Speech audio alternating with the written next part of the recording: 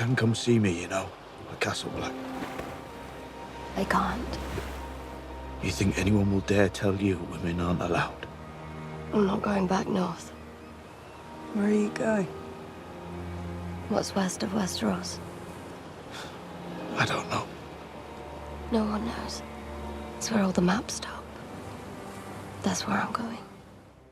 Hi everyone, it's Charlie. You guys may have heard George R. Martin comment about doing a Game of Thrones sequel series for Arya Stark after the events of A Song of Ice and Fire. I'll explain what the story of that actually is in my top 5 prequel videos updated based on recent comments from HBO, because they've changed a couple things with their development of all the different prequel series that are going on right now. So if you're new to the channel, be sure to subscribe to get all the Game of Thrones, A Song of Ice and Fire videos. I'll be doing videos for the prequel as we learn more about that. They're shooting Bloodmoon right now. And because we're past the main show now, what I'll do is I'll change the giveaway to the books right now. So all you have to do to enter that is be a subscriber and leave a comment on the video. The big thing about the Arya sequel story is that George R. Martin talked a while ago separately from all the recent interviews that he's been doing about the show's ending versus his book ending, because as you would expect, all the news outlets are going to him asking about how his ending is going to be the same or different from the show's ending.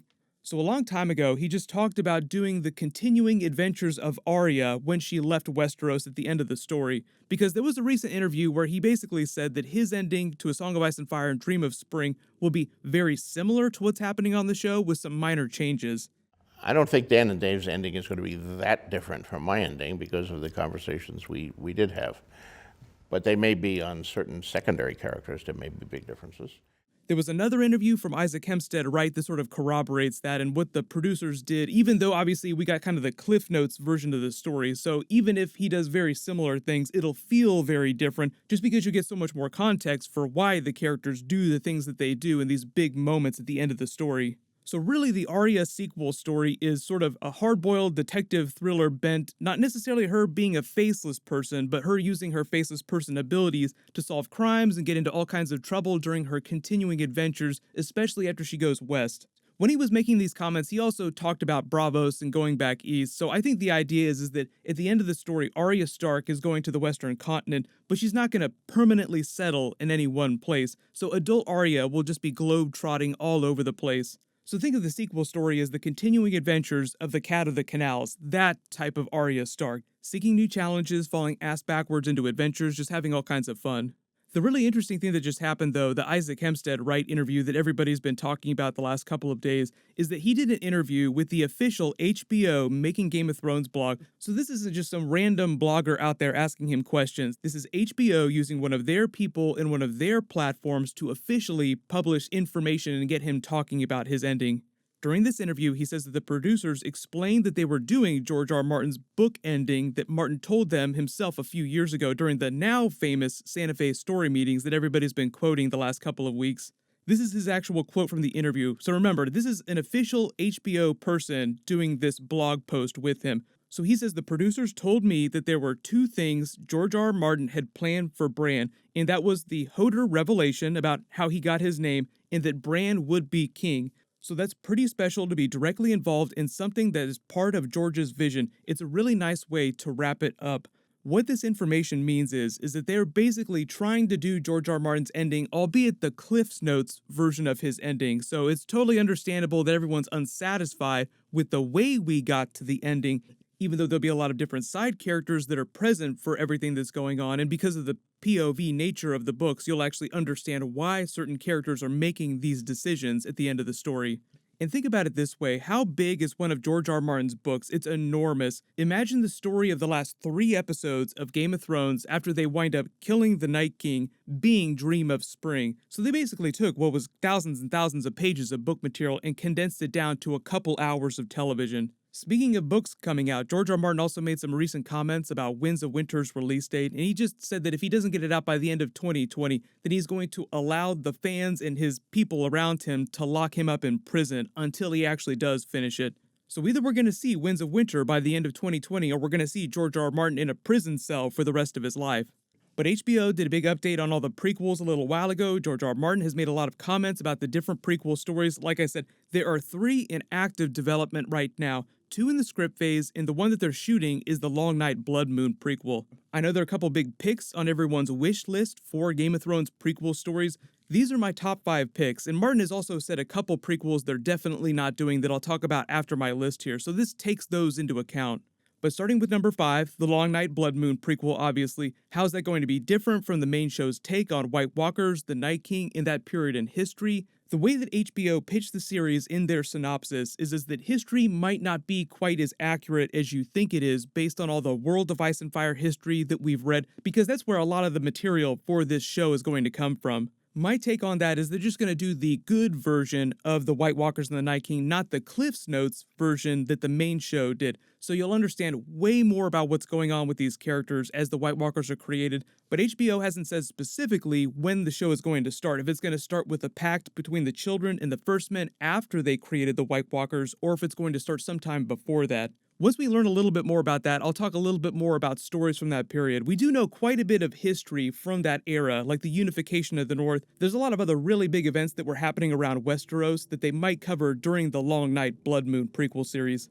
Number 4 is the Doom of Valyria. You may remember back during 2018, there was reports going around the internet from publications that the working title for one of the prequel series was Empire of Ashes. Whether or not they wind up making that or folding that into the Long Night prequel series remains to be seen. But I think that they're going to try and separate the Doom of Valyria out just because it's such a huge event that it'd be better to cover it on its own series. And the timeline doesn't really line up because the rise of the Valyrian Freehold happened after the end of the first Long Night that they refer to on the show that they're going to be covering during the Long Night Bloodmoon prequel series.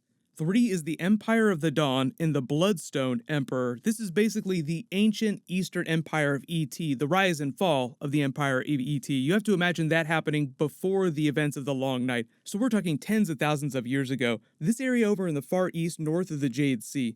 Per their culture's legends, their first ruler was sort of a Jesus figure, the son of the god that they worshipped, the Lion of Night and the Maiden, Maid of Light. He ruled for 10,000 years till his son, the Pearl Emperor, rose to the throne for 1,000 years. Then he passed to his son, the Jade Emperor, the Tourmaline Emperor, the Onyx Emperor, the Topaz Emperor, and the Opal Emperor. This will sound very familiar to Targaryen history. So each successive emperor in the Great Dawn Empire ruled for increasingly short amounts of time. It's sort of an amalgam for what happened to the Targaryens' dragons over time. They started to grow smaller and smaller, be more and more diminished. Eventually, the daughter of the Opal Emperor, the Amethyst Empress, rose to the throne. Her envious brother cast her down and proclaimed himself the Bloodstone Emperor and began a reign of terror and slavery in which he practiced dark arts, necromancy, and took a tiger woman for his bride, feasted on human flesh, and cast down the gods of E.T. to worship the black stone fallen from the sky. The Maesters of the Citadel refer to this event in their culture's history as the Blood Betrayal and the beginning of their Long Night, all happening before the original Long Night. The tale of the Great Dawn Empire's Long Night goes on to say that a great warrior rose up, an Azor Ahai figure, to lead the virtuous into battle with a sword Lightbringer in his hand. Light was restored, but the great empire was not reborn or restored. The world became a broken place where every tribe of man went its own way, fearful of all the others, and war, lust, and murder had endured. So you can see a lot of the very obvious similarities in that ancient mythology that Martin writes, foreshadowing his book ending for Song of Ice and Fire. Just because the characters defeat the Night King doesn't mean that everybody gets their happy ending. Number 2, my next pick is the Blackfyre Rebellion. The first Blackfyre Rebellion, I think, is just one of the most interesting events in Westerosi history that'd be interesting to see in an actual prequel series.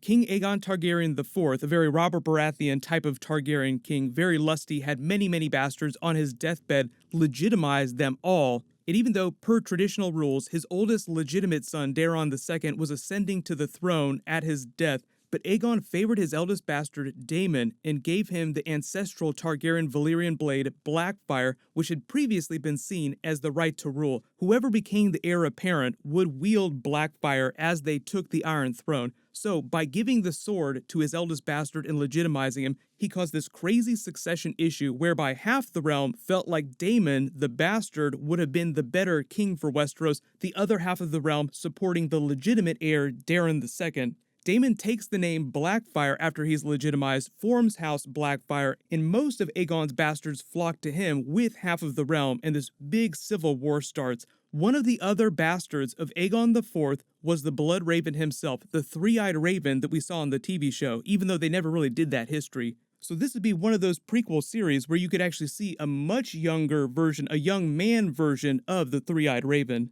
And my number one pick is obviously The Dance of the Dragons, another Targaryen civil war, but one that involves way more dragons and just seems like it could be way more cooler visually on screen. Some of the events of that civil war mirrors what happened between Jon Snow and Daenerys in the final couple episodes of Game of Thrones, with Daenerys becoming fearful that he would try to take her claim to the Iron Throne. During the Dance of the Dragons, what happened is that King Viserys I had a bunch of children, but he didn't have a male heir, so he started grooming his oldest daughter, Rhaenyra I, to become queen after he died. Eventually, he pulled a King Henry VIII and got remarried to another woman, Alicent Hightower, and had a son by her, then named him heir to the Iron Throne. So what happened is that his oldest daughter from his first wife got into a war with the son from the second wife. You could probably also draw some parallels between the fake version of Aegon and the Golden Company plot that's happening in the books right now in real-life Jon Snow, because technically Jon Snow would have been a second son from another wife that Rhaegar Targaryen had. But George R. Martin likes to do that. Even though The Dance of the Dragons is a very well-developed story, he's using it to foreshadow a lot of the conflicts that are happening in the main novels of A Song of Ice and Fire. But because a lot of people ask about these prequels, Martin has already said that they're definitely not going to do Robert's Rebellion because they're already covering a lot of those events on the main series, and they're not going to do Tales of Dunk and Egg because Martin still plans on writing new material for that at some point, and he doesn't want HBO to do a story that he's not finished with in the books yet, again, like they did with the main series. So let me know, which other prequel series do you want them to do for Game of Thrones in future years? Right now, they're probably just going to do the Long Night Bloodmoon prequel series. Then maybe 3-4 years down the road, we'll start hearing about them starting a second prequel series. I'm still working on a prequel predictions video that should post in the next couple of days. Congratulations to the winner from my last big Game of Thrones giveaway, Brittany Turner. Please email me on the About page of my channel so I can get your details. Click here for that Game of Thrones Season 8 bonus episode in my deleted scenes video, and click here for all my Game of Thrones finale and Easter egg videos. Thank you so much for watching. Everybody stay awesome. I'll see you guys tonight.